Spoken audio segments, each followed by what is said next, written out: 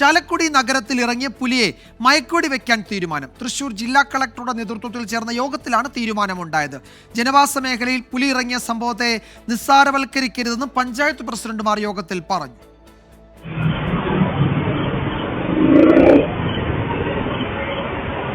ഇന്നലെയും ചാലക്കുടി പുഴയോട് ചേർന്ന ഭാഗത്ത് പുലി എത്തിയതിന്റെ CCTV ദൃശ്യങ്ങൾ പുറത്തുവന്ന പശ്ചാത്തലത്തിലാണ് ജില്ലാ കളക്ടറുടെ നേതൃത്വത്തിൽ പ്രത്യേക യോഗം ചേർന്നത്. ജനവാസ മേഖലയിൽ പുലി ഇറങ്ങി 3 ആഴ്ച പിന്നിടുമ്പോൾ വിഷയത്തെ നിസ്സാരവൽക്കരിക്കരുതെന്ന് ജനപ്രതിനിധികൾ യോഗത്തിൽ ആവശ്യപ്പെട്ടു. ഇതോടെ പുലിയെ കണ്ടാൽ ഉടൻ തന്നെ മയക്കുവെടി വെക്കാൻ തീരുമാനിക്കുകയായിരുന്നു.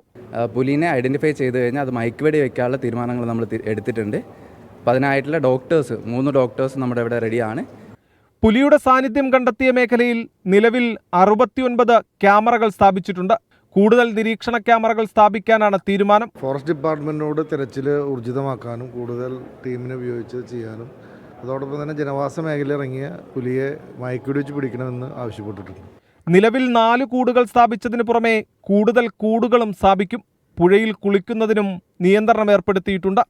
24 തൃശൂർ.